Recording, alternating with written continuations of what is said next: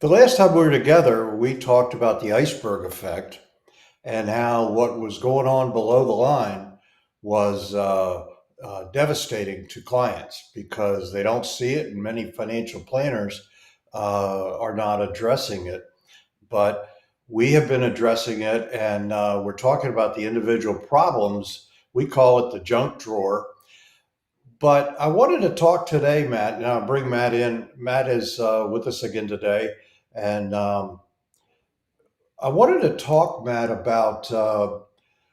I did a short on the 401k being used as a cash machine, and another one about life insurance that people are putting money into life insurance in record amounts over the last couple of years. So we can get a flavor that they're just scared. They're looking to protect their money and not lose it.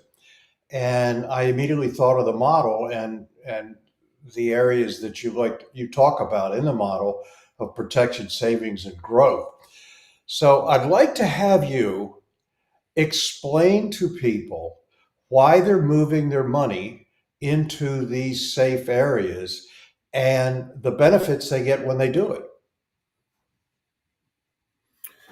Yeah, well, I mean, during times when the economic stress is on families, when inflation's high, or if the market is in the ups and downs or the ebb and flows that we've seen over the past couple of years, people tend to focus on some of their anxieties, and that anxiety is how do I protect my family in the event that something happens to me, or how can I protect my wealth? So that's the purpose on why we break down the model into three different components. One is the protection phase, then we have the savings phase, and then we have the growth. So if you can Okay. imagine people over the past 19 years, because the market has done so well, and they haven't had any attraction to anything that, interest rates were at historical lows. So they had nowhere of running to put their money in safe havens. Okay. So today, with interest rates being at least attractive, people can start looking at non-traditional products like permanent life insurance or fixed annuities, or even bank products like CDs today that we haven't seen for 19 years. So it's taking the But anxiety Matt, from Matt, having to be. let's get Steve to put up the model so that we can have that. Steve, can you put up the model, please?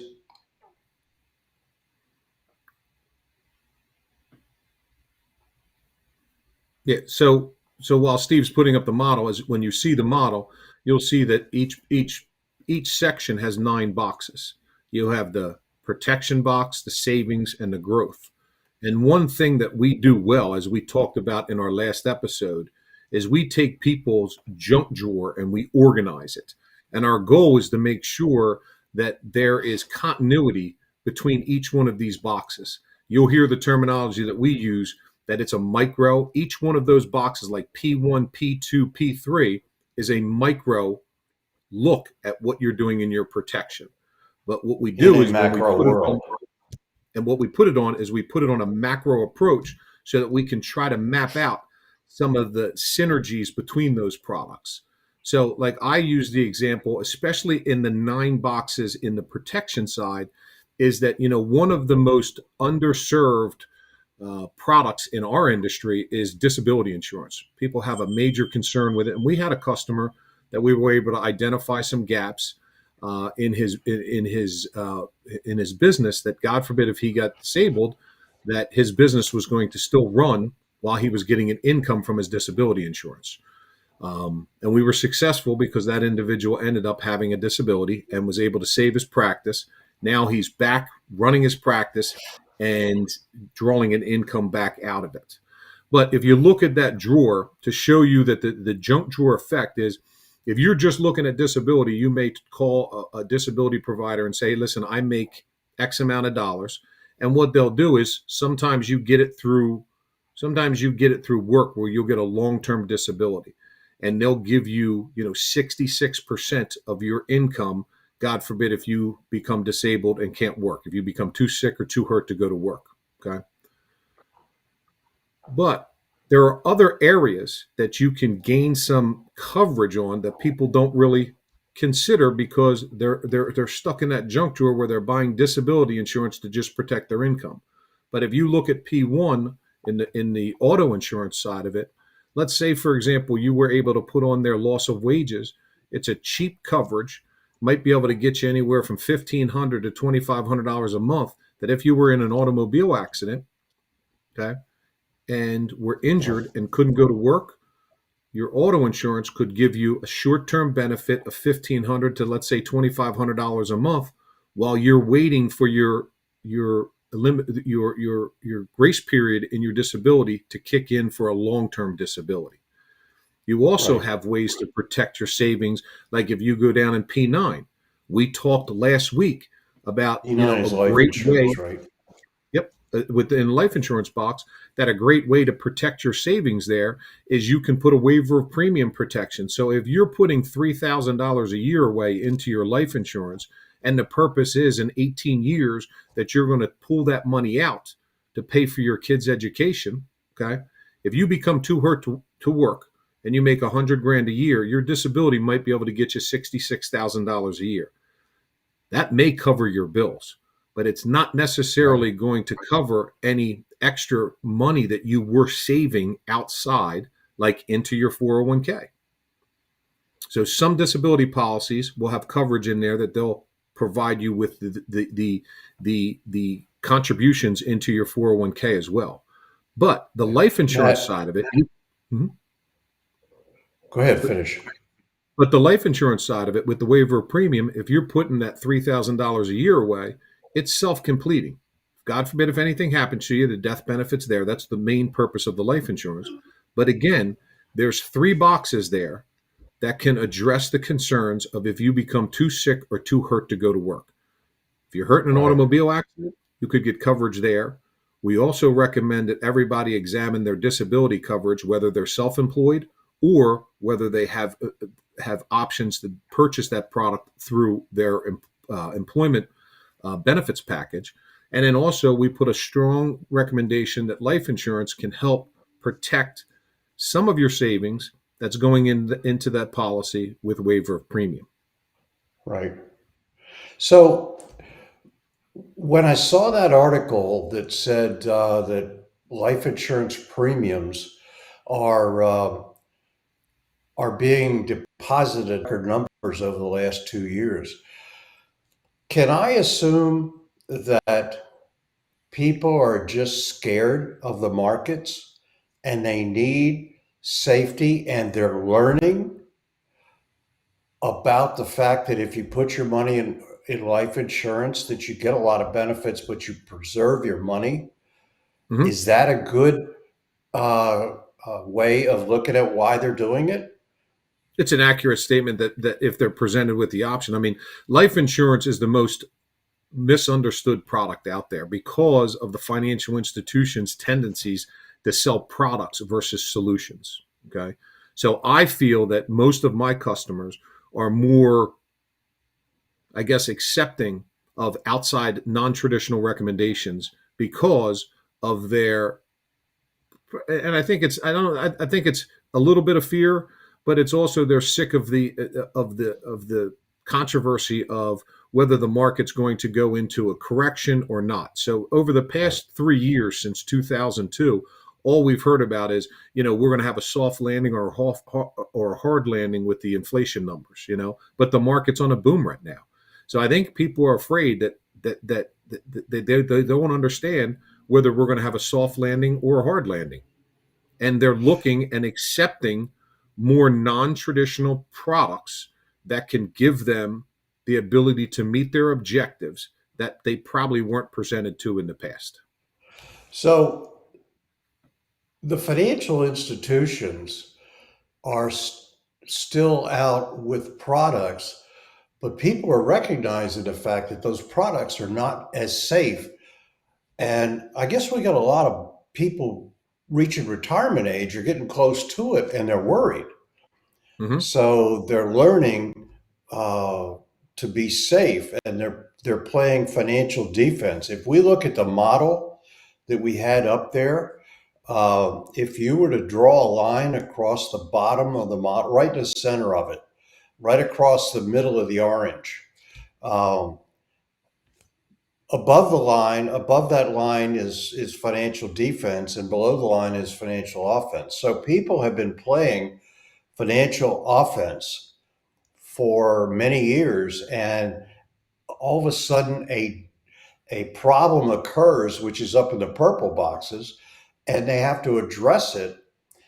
They have a major expense or whatever, and they have to erode away their offense to support the defense. So what we're saying is support the defense and protect everything. You'll still get growth in the defense. It won't be as wild as you're getting down in financial offense, but you'll actually get growth in defense, but you'll get the protection too. Like we have a lot of clients that have money in annuities that Correct. gives them a defensive strategy because it's not going to get lost. Doesn't have death benefit to it, but it's there. And if the markets go down, they don't lose anything. Correct. Well, So there's that's a a good defensive posture, right? yeah. Well, I mean, when you look at offense and defense, so if you draw it, defense, we set up a game. We set the rule book to the game. Okay. And if you follow the Right. model that we put in there, our objective is to get maximum protection, maximum efficiencies, maximum effectiveness of your money, and maximum output. Maximum Money output doesn't supply. necessarily mean that you have to get a 25% rate of return on your money. It's a tax efficiency way. I mean, we examine again below the line or below the water on the iceberg. We take into consideration propensity to consume. Okay. So, like you talked about that article in the Wall Street Journal about people accessing their 401ks like a cash machine, like it's a Mac machine. Well, that goes against the proper planning on why you should be putting it into the 401k. So everybody is programmed that as soon as they're eligible for a 401k is to just unload as much money into that. Well, you have to look at the benefits of it, and the benefit is that you get the tax deduction today. That's the first primary concern, is that it's going to lower your taxes today. Okay, the next benefit is that it grows tax deferred. But if you don't Right. look into the consequence, the liability that every dollar is going to be taxable in the future, then you could be set up for a slight issue in the future or a major problem.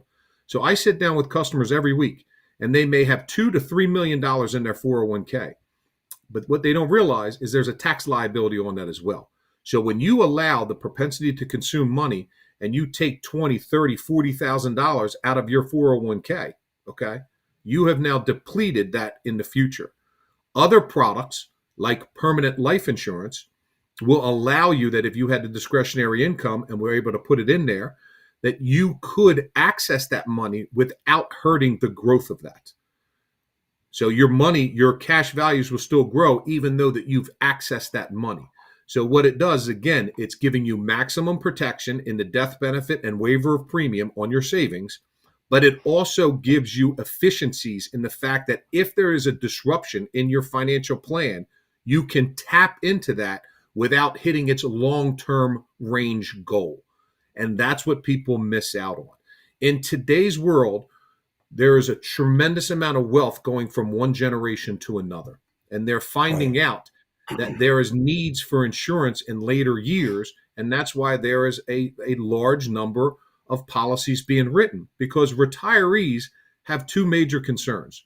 Will I outlive my money? And Right. how do I not spend all my money so that my heirs can receive it? Well, your plan has to take that into consideration. By using products like annuities, we can give people guaranteed income streams for life. So you can take the reverse strategy of life insurance. So life insurance is where you have a concern that if you die, you have a cash need to take care of yourself and your family. So you're giving the insurance company a premium to pay for, God forbid, if anything happens to you, that a large cash comes into a cash influx comes into your plan. Okay.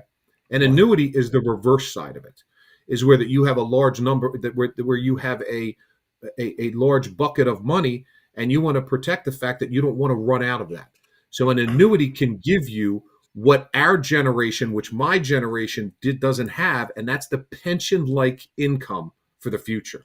So a lot of Right. our clients that we're working with is we're again looking at products that can solve multiple needs and give you efficiencies and effectiveness with maximum output. Okay. And if you're not Right. examining the protection inside of that, then again, you're going to set yourself up for a snag in your financial plan in the future. So I think that that article was probably saying that there are people that are worried about the transfer of wealth, and life insurance is a great way to transfer wealth to a family. Okay. In my Right. particular situation, my goal is to set my kids up, if God forbid, if anything happens to me, that they'll be taken care of. Okay. I brought them into this world and it's my job to make their lives better. Okay. But the Right. most effective way for me to transfer my wealth to them is through life insurance because it goes to the family beneficiary designation so that you don't have to worry about the probate fees in your estate, but it also gives them a tax-free benefit. So rather than my son or daughter inheriting my $1 million IRA that they have to, once they inherit it, they have to take it out over 10 years, creating a tax liability on them, especially if they're high wage earners or if they're successful in their wages. Okay. So I would rather utilize my spend down process of my 401k or my IRAs and consume it to me because of the tax liability and then leave them or bestow to them the death benefits because it goes to them tax free. So I think people are being more wise on that. Listen, since the law has changed that you must take out an inherited IRA over 10 years, that there are more efficient and effective ways to leave your wealth to a second generation. And that is an Right. increase in the estate planning that is backed by a lot of life insurance moves.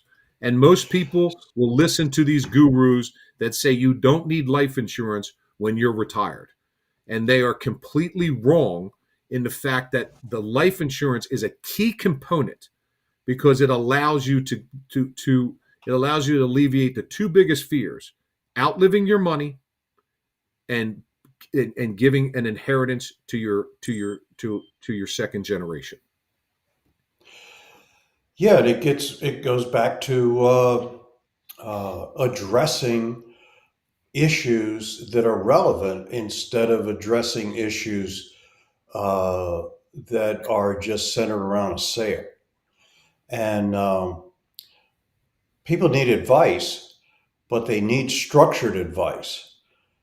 And our model gives structured advice because we can actually see it and then we can simulate the future and do it before it happens and then see whether it's viable or not.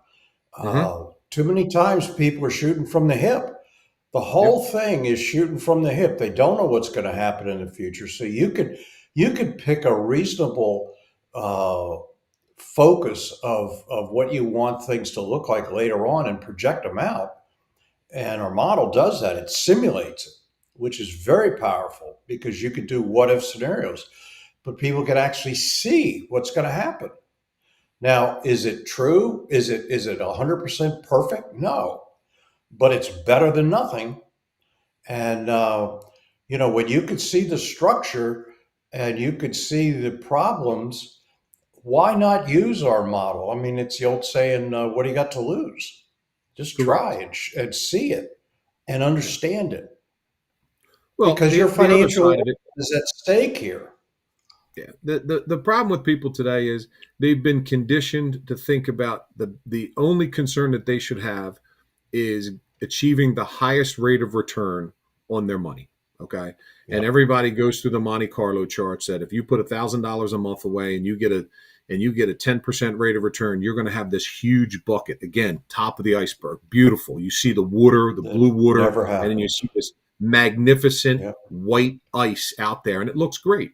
But what they're not Yep. analyzing is what's underneath of that, and that's the erosion through taxes, the propensity to consume, and the one thing that our model does embrace that most financial plans don't is the consistent change that the environment does. The one thing that we embrace is we know that tomorrow is going to be different than today. And if you don't have flexibility in your plan, okay, you're going to be set up to have to make adjustments that could cost you money in the future.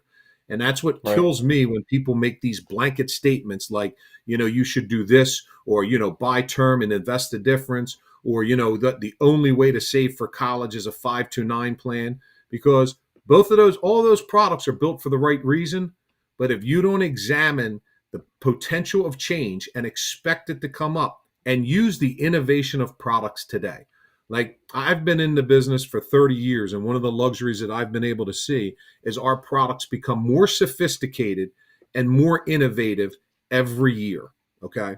Mhm. We have customers that take money out of their 401k, and we're able to give them guaranteed pension like income for the rest of their life. Think about that. My grandfather retired because a company put away for him so that when he retired at 65 years of age, that he was giving an income. Okay. It Right. wasn't, okay, take me off the hook. I don't want to put away with you. I'm going to put these defined contribution plans in there where you put your money and I'll give you a match, and then all the onus is on you.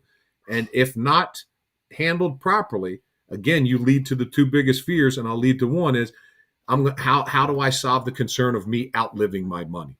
So product innovation So is so what much of can a give problem. you that junk drawer organization. There are products out there, there are annuities, there are life insurance that take into consideration long-term care, a huge concern for people today. Okay. 20 years ago, their only viable option was to purchase long-term care insurance, which is pretty darn expensive. And people were Mhm. intimidated with it because the premiums could be $5,000 to $6,000 a year. And if you don't go into a nursing home, it's a true cost, and there's a lost opportunity cost to that. Well, now annuities put it in there. Life insurance gives it to you. So again, the junk drawer makes people's plan inefficient, okay? Not effective because they're not maximizing their efficiencies through product innovation.